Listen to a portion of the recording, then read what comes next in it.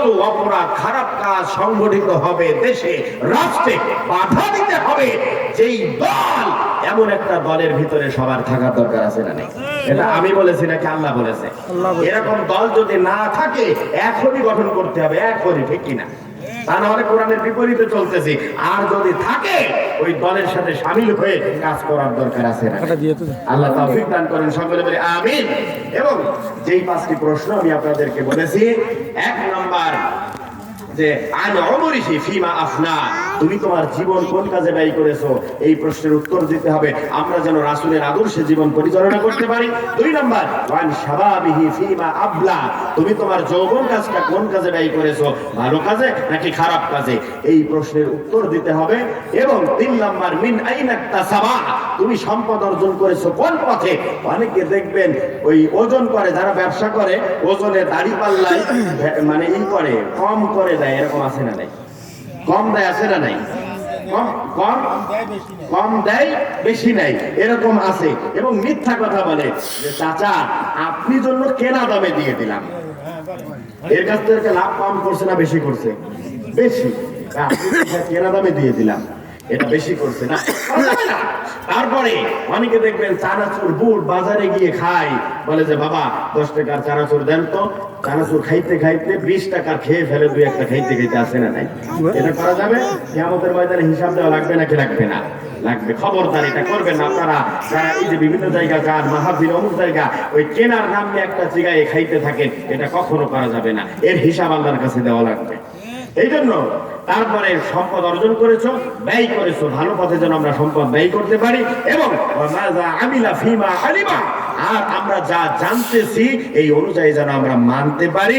আমরা আসলে কোরআন হাদিসের নামাজ, রোজা, হজ, যাকাত, মা বাবার খেদমত করতে হবে, তারপরে চুরি ডাকাতি করলে শাস্তি দিতে হবে, তারপরে ভালো কাজ করতে হবে, খারাপ কাজ করা যাবে না, এই সব আমরা জানি নাকি জানি না? বলেন তো।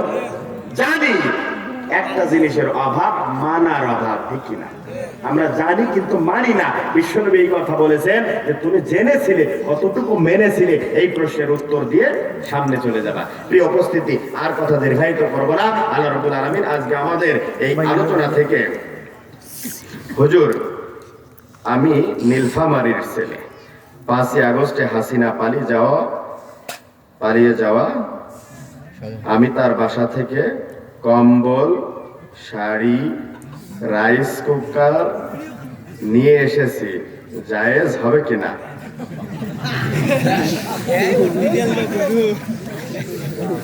এক ভাই প্রশ্ন করেছেন, বাড়ি কোন জায়গা? নীলফামারী, আপনাদের এলাকার কৃতি সন্তান, ঠিক কিনা? কৃতি সন্তান।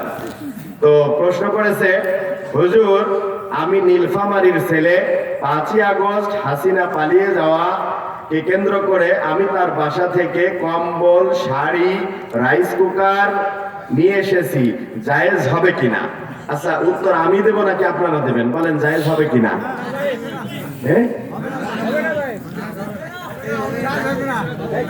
জায়েজের পক্ষে কে কে দেখি?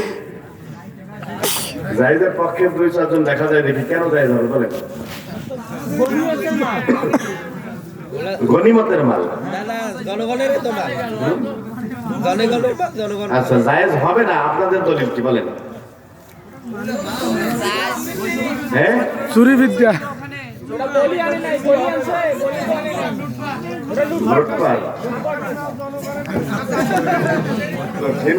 সে কি আছে? এখানে আছে?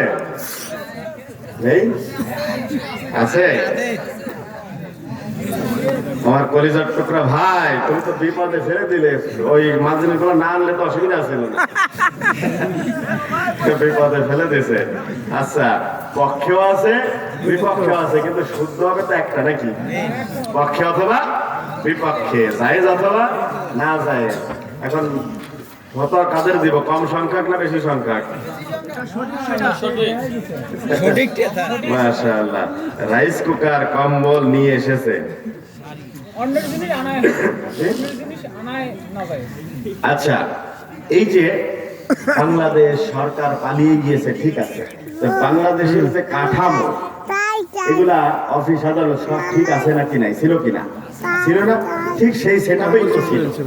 এই যে সেটআপে ছিল, এই সংসদ ভবন, গণভবন যেখান থেকে নেওয়া হয়েছে, এইগুলি যাদের আন্ডারে আছে, পরিচালনা করতো, এগুলো তো তাদের সম্পদ, ঠিক কিনা? তাদের সম্পদ মানে দুনিয়ার সবার সম্পদ, ঠিক কিনা? মানে বাংলাদেশের সবার সম্পদ, সব জনগণের সম্পদ। তো সেই হিসেবে ওই ব্যক্তি যদি একা এনে থাকে ওই ছাত্র ভাই, এটা তার জন্য সমীচীন হবে না, জায়েজ হবে না। এটা আমার মত, এটা আমি মত দিচ্ছি। এটা মিথ্যা হতে পারে, ভুলও হতে পারে, কেননা ওই সম্পদের সবার অধিকার আছে না নাই? রাসূলুল্লাহ সাল্লাল্লাহু আলাইহি ওয়াসাল্লাম যুদ্ধ শেষে গনিমত বন্টন করেছেন তিনি নিজে, ঠিক কিনা?